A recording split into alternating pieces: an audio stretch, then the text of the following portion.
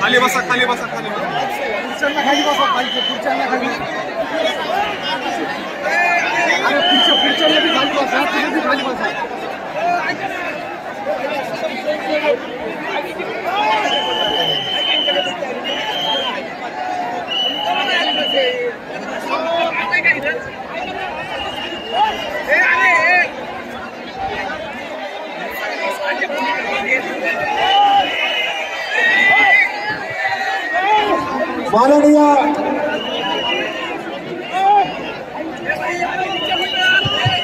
माननीय पाटील आपल्याला संबोधित करतात.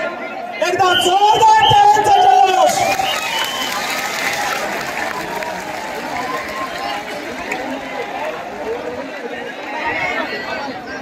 हिंदवी स्वराज्याचे संस्थापक राजे छत्रपती शिवराय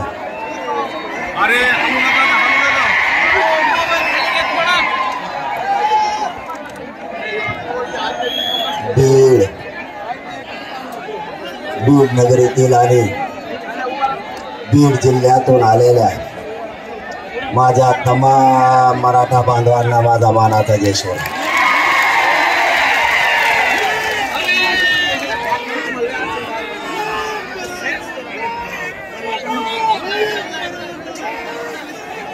आपण नगर पुरत नाईक पर्यंत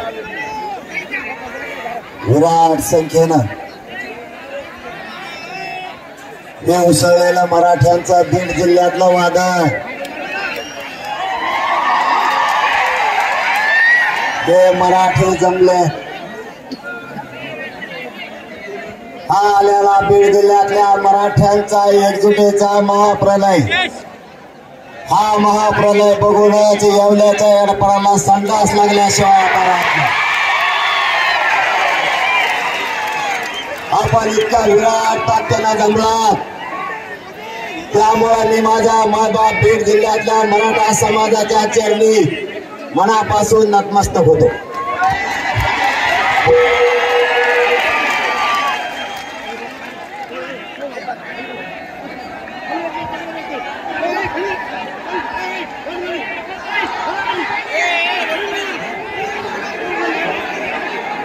माझ्या गोरगरीब मराठ्यांच्या लेकराला न्याय मिळाला पाहिजे म्हणून मिळेल त्या वाहनानं आलेल्या माझ्या सर्व बांधवांना मानाचा जयश्वर आहे. मिळेल त्या वाहनाने माझी आहे माता माऊली आली. मिळेल अरे ते अँब्युलन्स पुढे घ्या म्हणते बाबा त्यांना दिसा घ्या थोडी पुढे घ्या काय करता घ्या घ्या घ्या घ्या.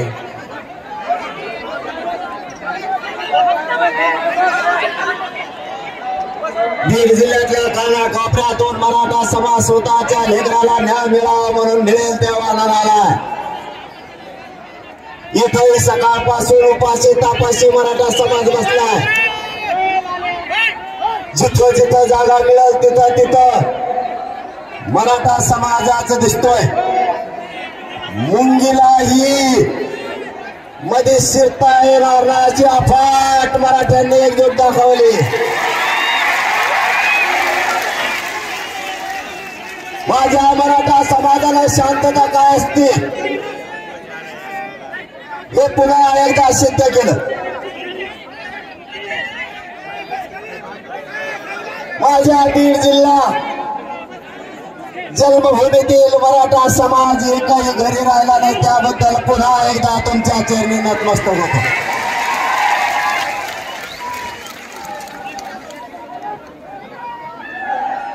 इतक्या वेळेचे आपण बसलेला असताना आपण पाणी प्यायला सुद्धा जात नाही.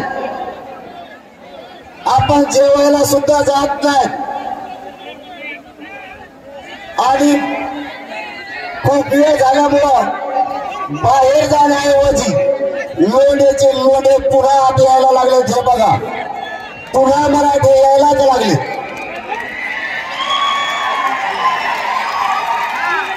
एकही मराठा जागा सोडायला तयार नाही. मराठ्यांना हवंय आता त्याच्या लेकराचं आरक्षण म्हणजे मराठा आरक्षणच. मायबाप मराठा बांधवांनो, आपल्याला टॅग लावला गेलाय. मागची बंद करता तुम्ही आता लावा जाय ना म्हणजे काहीतरी बघाय बाबा.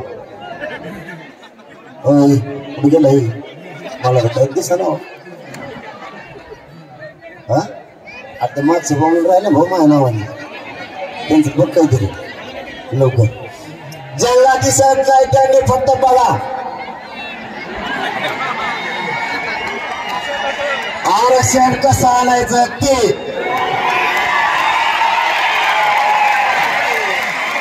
आणि मराठी कसे आरक्षण आणतात तुम्ही नुसतं बघा म्हणा. आता ज्यांना आवाज येत नाही ना, ज्यांना तुम्हाला दिसत नाही ना का दिसून देऊ आवाज येत असेल ना मग फजिती करायचं मागायचं तुम्ही आवाज कसं काय येणार त्यांना नाही म्हणते ते काय खोटं बोलते.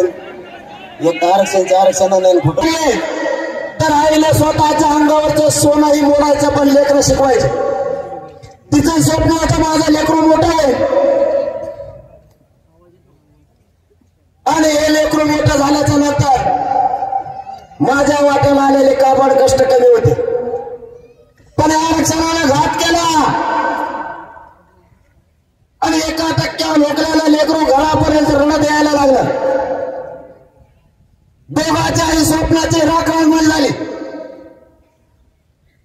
दोघांचं भविष्य उद्ध्वस्त झालं. मायबापाओ आता सावध व्हा. एवढी संधी आहे मराठ्यांना आरक्षण मिळवण्याची. या संधीचं सोनं करा.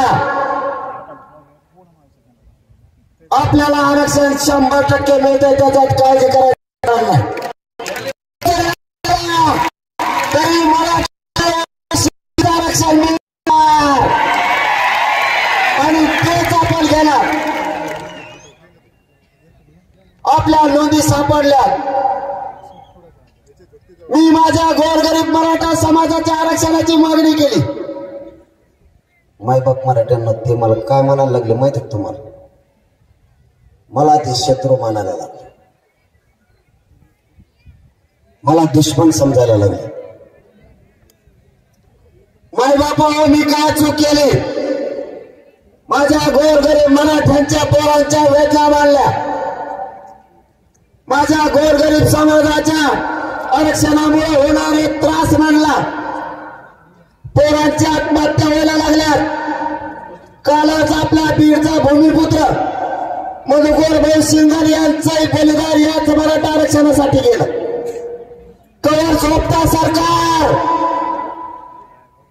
आमच्या लेकरांचे मूर्ती पडायला लागल्यात. बीड जिल्ह्याच्या बलिदानासह या राज्यातलं एकही बलिदान मायबापाओ एकही व्हायला जाऊ द्यायचं नाही. सरकार सहज घेत आहे. सरकार मराठ्यांचा अपमान करत आहे. सरकार मराठा समाजाची फसवणूक करत आहे. मराठ्यांच्या जीव सत्तेच्या गाद्या मिळवायच्या आणि गादी मिळाल्या त्याचा लाभ या छगन भुजबळासारख्यांना द्यायचा.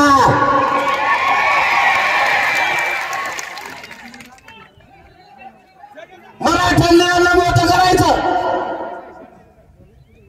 आणि मराठ्यांच्या पोरांचे मुर्दे पडत असताना त्यांच्याकडे बघायचं नाही. मायबापावर सावध व्हा. आपल्या लेकराचे बळी नाही जाऊ द्यायचे. सरकार गांभीर्याने घेत नाही. सरकारला वकील आणण्याची ताकद या मराठ्यात याला वकील आणल्याशिवाय आता सुट्टी राहिली. काही झालं तरी हरकत नाही. त्यांना मला काय शत्रू मानायचं मानून द्या. एवढं मोठं माग घातलं तुम्ही कोणाला भेजू नये. मी असाच त्यांना गिनीत नाही मोजित. आणि आता तुम्ही महाराष्ट्रातले इतके लोक म्हणलं बा बा बा बा आता काय खरं नाही राहील. मी दिवस रोज गेलो बा काय का बोलायचं. माझ्या नजरच पुराणा इतके लोक आहेत.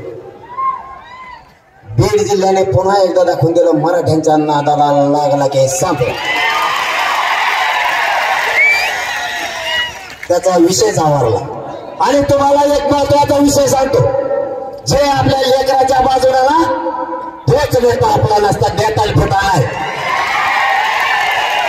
जातीपेक्षा नेत्याला मोठा नाही मानायचं. जो आपल्या लेकराच्या पाठीशी उभा राहील, स्वतःहून पुढे येईल, तो आपले मत घेण्यापुरता जर दारात आला तर त्याला चपलानेच वाजवायचं, सोडायचं नाही.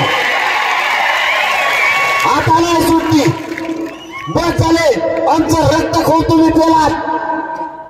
200 पेक्षाही जास्त आमचे बळी गेलेत. किती दिवस रक्त पेणार ही समाज सोपा आहे. यांनी देशाचं संरक्षण करणारा मराठा समाज आहे देशाचा. त्याला संपवायला निघाला. तुमचा स्वप्न साफ करूनच मराठा थांबेल. तसा आता थांबत नाही. आमच्या जीवावर मोठं व्हायचं आणि आमचे पडणारे मुर्दे हसत बघता तुम्हाला लाजा वाटत नाही. तुमच्या डोळे देखता तुमच्या राज्यातलं मराठ्यांचं लेकरू आत्महत्या करतंय आरक्षणासाठी. काय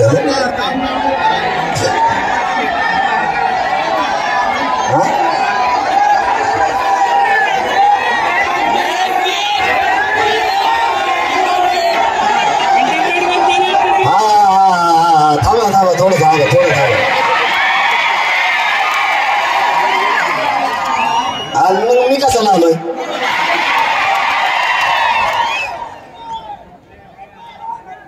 दोनही मुख्यमंत्री आणि दोनही उपमुख्यमंत्र्यांना विनंती. या चंपावती नगरीतून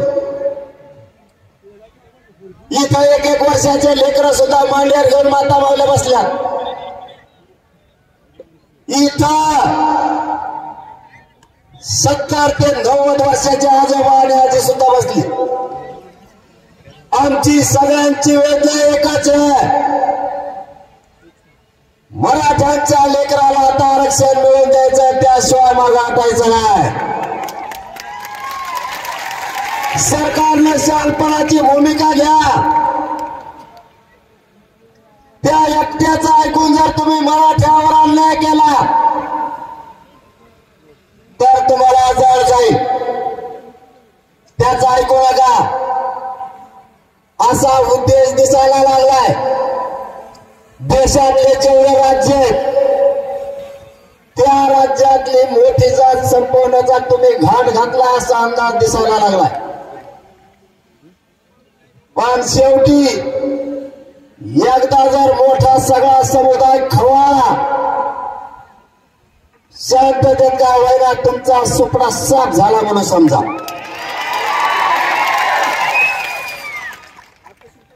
तुमचं राजकीय सगळ्या अस्तित्वाचा सुपडा साफ होईल. माझ्या मराठ्यांना तळपू नका. नवीन पद्धत राबवू नका. तुम्ही एकदा प्रयोग केलाय.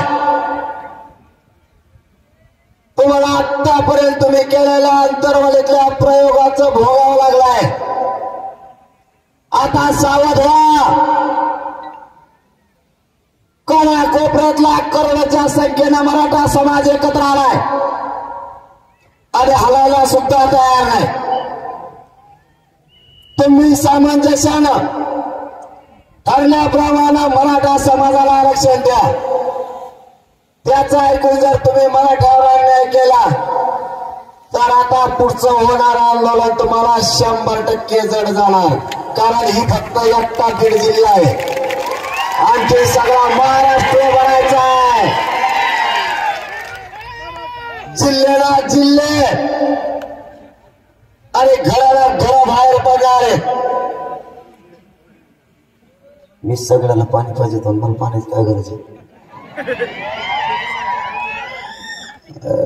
निवारण म्हणून पाणी भाषण विस्तार पेत नसतो, भाषण झालं 1.5 घंटा पेत नाही, त्याला पाणीच पाहिजे, त्याचा फुटाच उपकेला. दुसरा ठोकला, कारण तुमचाच मोरग आहे, मी काय लोकच थोडाच. मला परिवारात मानत नाही, लोकांचं उलट आहे. लोक म्हणजे आधी कुटुंब मग बाकीचं. आपलं तसं नाही, आपलं उलटा खेळ, आधी समाज आणि मग कुटुंब. हा मराठा समाज माझा मायबाप आहे, या समाजालाच मी मायबाप मानलाय. आणि ज्या समाजाला मायबाप मानलं त्यांच्याशी माझं लेकराचं आणि मायमाऊलीचं नातं झालं. आम्ही माय लेकरं झालो. मग या समाजाची गद्दारी करायला हे आंदोलन उभा केलेलं नाही. यांचा सगळ्यात मोठा प्रॉब्लेम एकच आहे. दिठवून मोबाईल बाबा आला का तुला पण मुंबईत फोन दिखतो खालटे कुशी मग उकाला लागला मग इकडं मग इसरून जात असत. कुठं राहतं सांग बरं.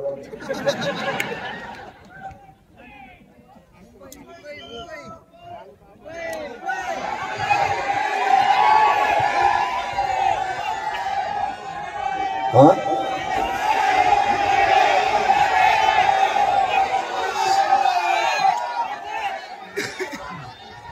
या महाराष्ट्रातल्या मराठा समाजाला परिवार मानलं आणि या समाजासाठी पूर्ण जीवनच अर्पण केलंय.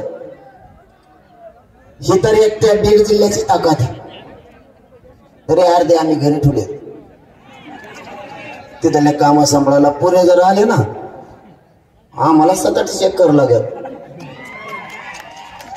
महाराष्ट्रातल्या कानाकोपऱ्यातून मराठा समाज आंदोलनात सहभागी झाला. माय बापा तुम्हाला शब्द देतोय, तुमची एकजुटीची ताकद मी जिवंत आहे तोपर्यंत व्हायला नाही जाऊन देणार.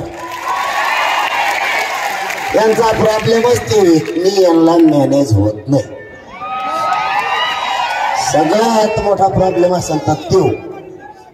कारण काय झालंय मन पैशात जमत नाही, पदाचा मह जमत नाही आणि इंग्लिशचा मह तर कदर झालाय पुरा जमतच नाही. आयला ते म्हणतात मग हे जमत नाही म्हणलं तर मग आरक्षणात द्यावं लागेल. काय चुकीचं करतोय मी? काय चुकीचं केलं? मी खाऊन जगण्यासाठी नाही आलो. खाऊन जगण्यासाठी तर कोणी पण येते. या समाजाच्या मराठ्यांच्या लेकराच्या चेहऱ्यावर आरक्षण देऊन आनंदाने हसू बघायचंय एवढं स्वप्न आहे आपलं.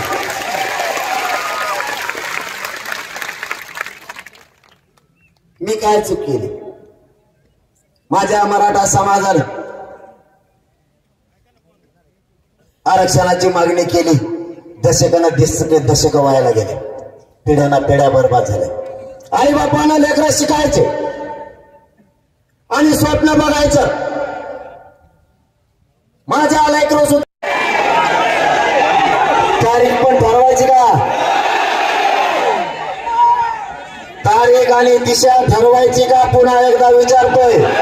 माय बापाला विचारल्याशिवाय मी काही करत नाही. मग मला असं वाटतं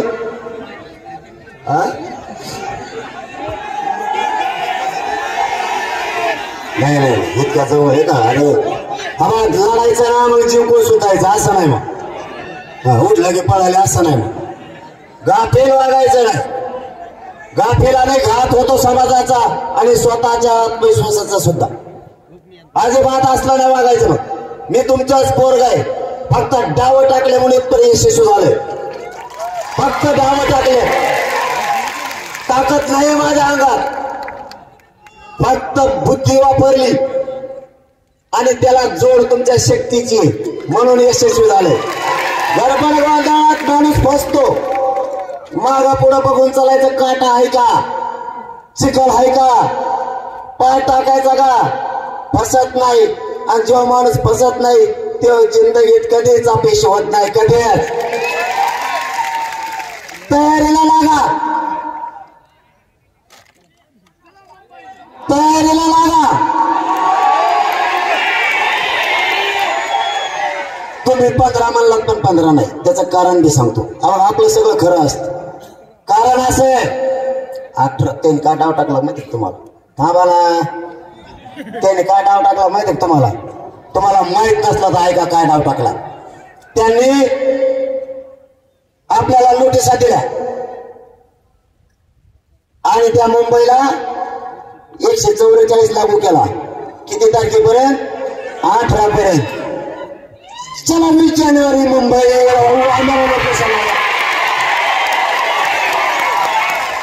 आमरण उपोषण मनोज जरांगे मुंबईतल्या आझाद मैदान 20 तारखेला करणार त्याला भेटायला मराठे येणार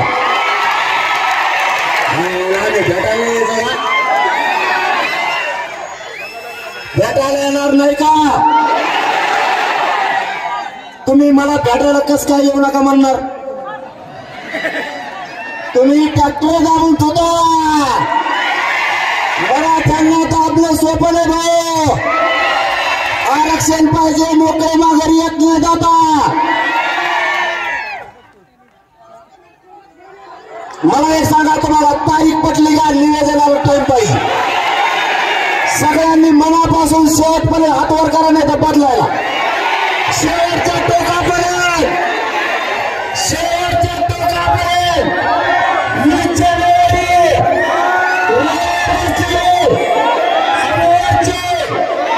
सगळ्यांना तारीख विचारली सगळ्यांना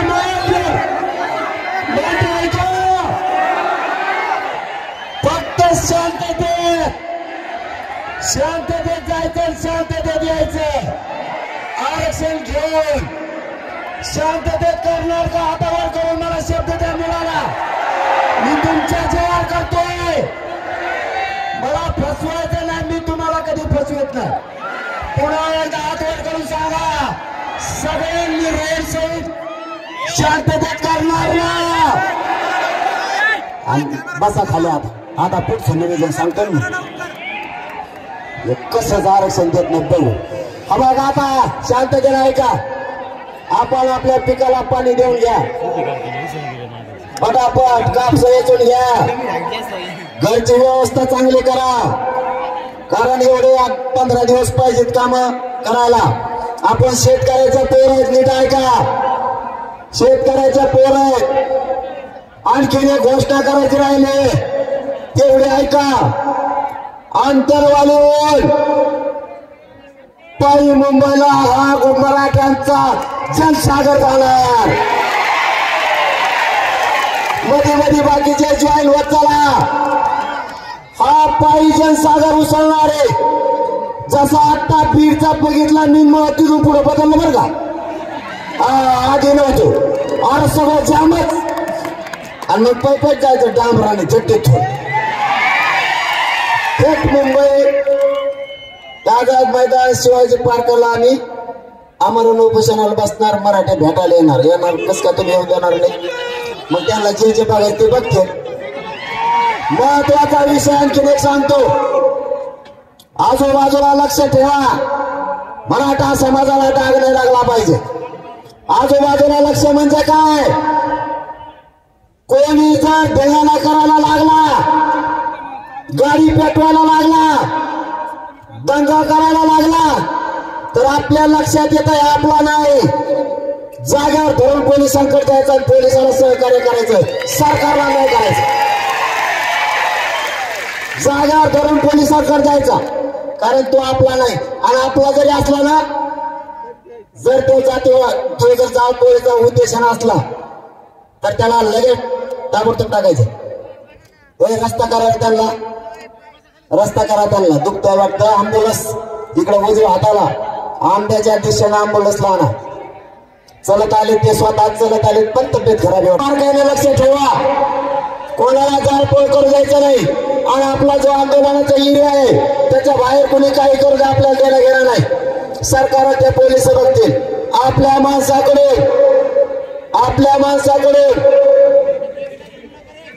कुठेही जाळपोळ होणार नाही याची दक्षता घ्यायची किंवा तयार करा सगळं घ्या बऱ्याच दिवस माघारी यायचं नाही कोणाचा बंद पडून तिकडं काही हो त्याने फक्त आपली संडासची व्यवस्था करा अशी आपली इच्छा आहे त्यांनी कारण आम्ही जवळपास 3 कोटीपेक्षा जास्त येणार थोडे तितके नाही मराठी घरी राहत नसते आणि मी मुंबईला निघालो सर तुम्हाला आणखीन एक सांगायचं राहिलं बांधवांनो, आता शेवटाकडे आपण म्हणजे संपला आपला आता संपत आले सभा. मराठ्यांच्या लेकराला नोटिसा दिल्या तर लेकराला उघडं पडून देऊ नका. माय बाप म्हणून त्याच्या पाठीशी उभा राहा. जर एखाद्या पोराला धरून गेला आणि जर अटक केली पुऱ्या जिल्ह्याला उठायचं, त्या पोलीस स्टेशनला मांड्या घालून जाऊन बसायचं. सगळ्यांनी दगड नाही धोडा नाही काही नाही काही नाही नुसती मांडी घालून बसायचं जायचं. काय म्हणायचं माहितीये का पोलीस निरीक्षक साहेब, पोरग सोडा म्हणायचंच नाही.